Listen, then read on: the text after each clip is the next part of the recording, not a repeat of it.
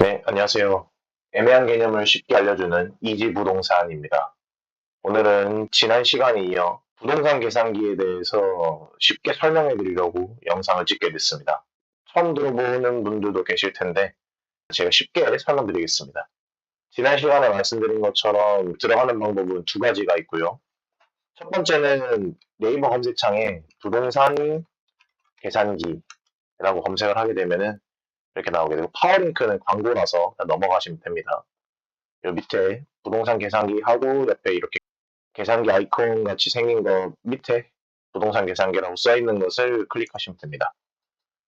이렇게 해서 들어오시는 법이 있고 다른 한 가지 방법은 이제 여기에 검색창에 부동산 계산기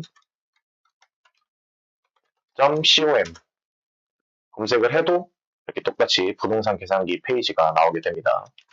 이렇게 페이지에 들어오게 되면은 여기서부터 뭐 중개보수 등등등 해서 여러 가지 메뉴가 있고 밑으로 내리게 되면은 이건 원래 없었던 메뉴들인데 생긴 지가 얼마 안 된 것 같습니다. 부동산 매물도 나오고요. 뭐 실거래가, 뉴스, 잘 게시판, 정책, 절세 팁, 부동산 위키까지 이렇게 페이지가 구성이 되어 있습니다.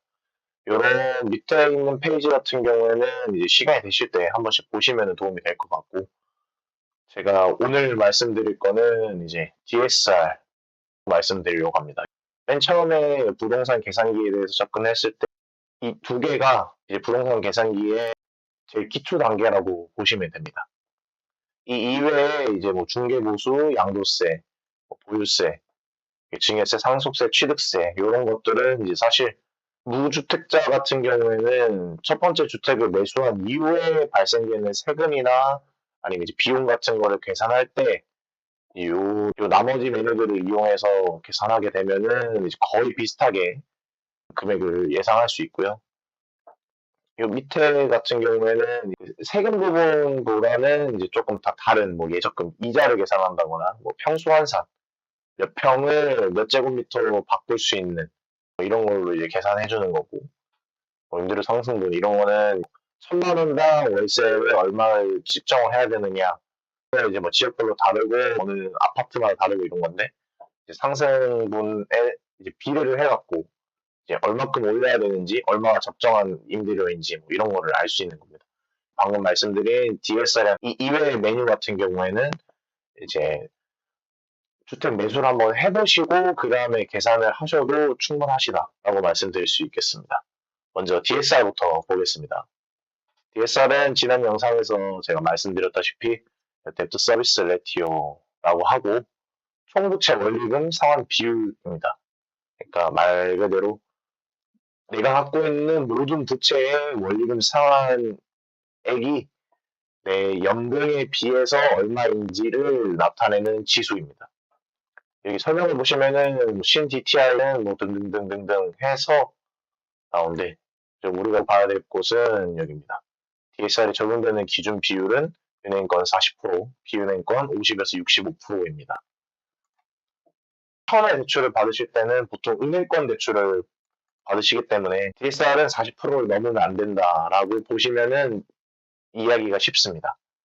물론 비은행권 대출을 받거나 뭐 다른 대출을 받으면은 DSR을 더 40%를 넘겨서 받을 수 있지만 일단 우리는 쉽게 생각하기 위해서 통상적으로 대출 받는 범위인 DSR 40%까지 받는다라고 머릿속에 기억을 하시면은 이해하기가 쉽습니다.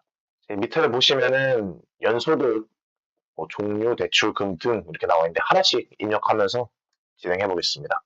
먼저 연소득을 예를 들어서 5천만 원이라고 계산을 하겠습니다.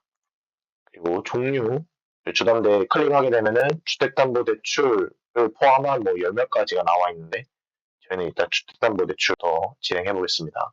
그 다음에 만기시 상환부터 이렇게 최종시 분할 상환이 있는데 이거는 제가 지난 시간에 가볍게 설명을 드렸었는데 내가 대출을 어떻게 상환을 할 것인지에 대한 방법을 선택을 하는 겁니다. 뭐 만기에 한 번에 다 갚을 것이냐, 원금을 매달 같은 금액으로 갚고 이자를 다르게 갚아 나갈 것이냐, 아니면은 원금과 이자를 포함한 금액을 매달 같은 금액을 갚을 것이냐, 원금과 이자 다 처음에 조금씩 갚고 갈수록 점점 더 많이 갚을 것이냐, 이렇게 선택을 하는 건데 이거에 대해서는 제가 다음에 영상을 찍어서 좀 자세하게 한번 알기 쉽게 간단하게 설명을 드려보도록 하겠습니다. 일단 저희는 오늘 좀 간단하게 할 거니까 원리금 균등 분할 상환부터 진행하겠습니다. 대출금은 예를 들어 5억이라고 가정을 하겠습니다. 여기 밑에 잔액은 저희가 대출을 실행하고서 지금 대출 상환을 한 적이 한 번도 없기 때문에 똑같이 잔액은 5억이라고 하겠습니다. 만기라고 나와 있는데 이거는 이제 보통 주택담보대출에서는 잘 사용하지 않기 때문에 일단은 무시하고 넘기셔도 됩니다.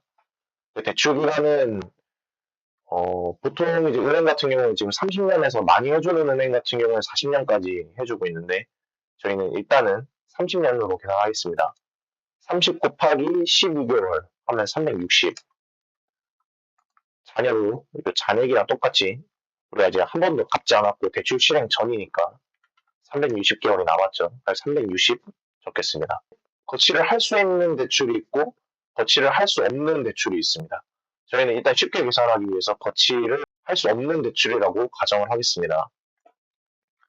금리는 지금 4%에서 5% 정도 보시면 되는데 4%로 계산을 하겠습니다. 전부 다 이제 기입을 했으면은 DSR 계산을 눌러주시면은 요 밑에 계산 결과가 나오게 되고요. 위에는 입력값 뭐 5천만 원, 그 다음에 총 대출 건수, 우리는 주택담보대출 하나만 했죠. 그러면 이제 1이고, 만약에 우리가 주택담보대출이 뭐 2개가 껴있다. 아니면 신용대출까지 했고 총 3개다. 하면은 이게 뭐 2가 되거나 3이 되거나 그런 식으로 되겠습니다. 이것도 마찬가지로 우리가 주택담보대출에 대한 것만 지금 계산이 되었기 때문에 대출 1이고, 방금 위에 말씀드린 것처럼 다른 주택담보대출을 끼웠다. 아니면 신용대출까지 포함되어 있다. 하면 여기 대출 2, 대출 2 잔액, 대출 2 기간, 대출 3, 대출 3 잔액, 대출 3 기간 이런 식으로 나오게 됩니다. 그러니까 저희는 대출 1만 보냈습니다. 5억이고 입력한 데이터 그대로 나와 있습니다. 연소득 5천만 원일 때 5억을 빌리게 되면은 360개월간 금리 4%로 원리금 균등 분할 상환했을 때 1년에 원금 상환액이 이렇게 나오고요. 1년에 이자 상환액이 이렇게 나오게 됩니다. 그래서 총 원리금 상환액이 이제 2,864만 원이고, 이제 이거를 DSR로 계산하게 되면은 57.29%가 나옵니다. 이 금액은 이제 총 원리금 상환액을 연소득인 5천만 원으로 나눈 다음에 곱하기 10 하게 되어서 이제 57.29%가 나왔고, DSR은 제가 아까 말씀드렸다시피 은행권 기준으로 40%라고 했습니다. 그럼 우리는 지금 이 계산을 그냥 해보는 게 아니고 내가 DSR을 어느 정도 한도까지 채웠을 때 총 대출이 얼마까지 가능한가를 알아보기 위해서 계산을 하는 거기 때문에 DSR을 40% 근접하게 한번 맞춰보겠습니다. 조금 어려울 수 있는데 쉽게 말해서 우리가 집을 사고 싶은데 내 돈은 적게 들어가고 좋은 집, 비싼 집을 사고 싶지 않습니까? 그러면 대출을 최대치로 받고 싶은데 내가 얼마까지 나오는지를 계산을 하기 위해서 지금 이 DSR 계산을 하는 겁니다. 예, 다시 한번 해봐서 40%까지 한번 맞춰보겠습니다. 대출 금액을 3억 7천 정도로 다시 조정을 해보겠습니다. 이렇게 되면 지금 42%가 나오게 되죠. 그러면 3억 6천을 해보겠습니다. 41%, 3억 5천, 40.1%.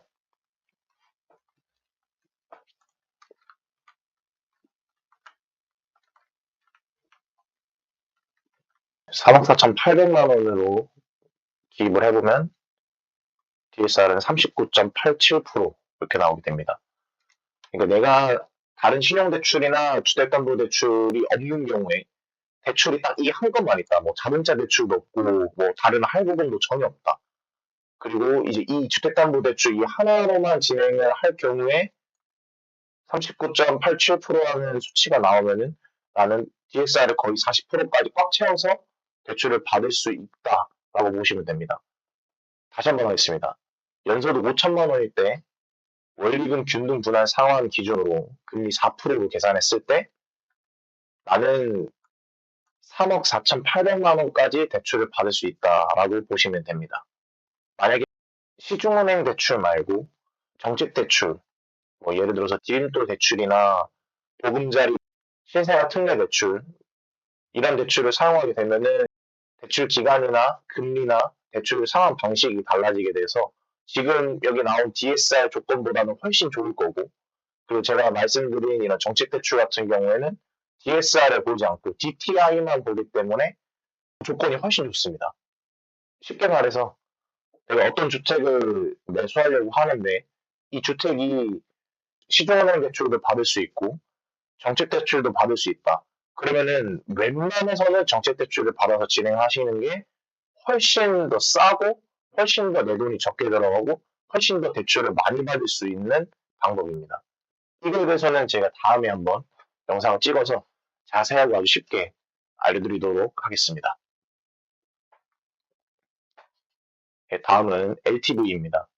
LTV는 뭐 많이들 아시고 계시겠지만 혹시나 모르시는 분이 계실까봐 빠르게 한번 짚고 넘어가겠습니다. 론투 밸류이고 담보 대비 내 대출 비율입니다. 지난 영상에서 말했다시피 10억인 주택에 내가 대출을 5억을 일으킨다 하면은 10억에 5억인 50%이기 때문에 LTV는 50% 이렇게 보시면 됩니다. 한 번 더. 내가 1억인 주택에 7천만 원인 대출이 껴있다. 그러면은 1억에 7천만 원인 70%, 즉 LTV는 70% 이렇게 보시면 됩니다. 이렇게 계산 바로 해보겠습니다. 뭐 방공제나 임대료 거주자 이런 게 있는데 이거는 조금 복잡하기 때문에 일단 지금은 제외하고 바로 진행해 보겠습니다. 아파트 서울 대출 희망 금액 5억이라 하겠습니다. 담보 가치는 이제 매수하고 싶은 그 아파트나 뭐 빌라, 건물 뭐 등의 이제 가격을 여기다 적어주시면 됩니다. 10억이라 하겠습니다. 선순위 채권도 조금 복잡하기 때문에 일단 넘어가겠습니다. 이렇게 해서 계산을 하게 되면은 LTV는 50%가 나오게 됩니다. 대출 금액 5억 원, 담보 가치 10억 원, 10억분의 5억, 50%, LTV는 50%입니다. 아까 제 예시 들은 것처럼 대출 금액을 7천만 원으로 해보고 담보 가치를 1억으로 해보겠습니다. LTV는 70%입니다. 7천만 원 대비 1억 원은 70%. 이제 LTV는 다 이제 이해가 되셨죠? 다음은 DTI입니다.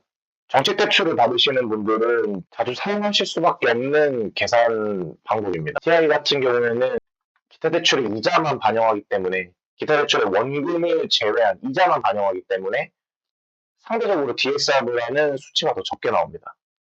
그 말은 즉슨 정책 대출을 사용하게 되면은 DSR이 적용되는 시중은행 대출보다 대출을 조금 더 받을 수 있다라는 말이 됩니다. 그리고 심지어 DTI로 적용되는 정책 대출 같은 경우에는 적용 비율이 DSR처럼 40%로 끝나는 게 아니라 보통 60%까지 돼 있기 때문에 시중은행 대출을 받는 것보다 훨씬 더 많은 금액을 대출받을 수 있습니다. 이것도 빠르게 계산 한번 해보겠습니다. 원리금 균등 분할로 하고 금리 직접 입력하겠습니다. DTI고 연소득 5천만 원 하겠습니다. 대출 금액 1억 원 하겠습니다. 대출 기간 30년 360개월입니다. 대출이 5% 이렇게 진행하겠습니다. 연소득이 5천만 원인 사람이 1억을 빌릴 때 한 달에 원리금 상환액이 53만 6천 원이고 1년으로 치면은 644만 원입니다. 원리금 상환액이랑 지금 기타 부채 이자 상환액 요거는 제가 넣지는 않았는데 일단은 0원이라고 계산을 하겠습니다. 계산하기 쉽게. 원리금 상환액 나누기 연소득 5천만 원 곱하기 100 하면 DTI는 12.88%입니다. 이거를 제가 DTI 60%까지 한번 풀로 채워서 얼마를 받을 수 있는지 한번 계산을 해보겠습니다. 연소득 5천만 원 기준입니다.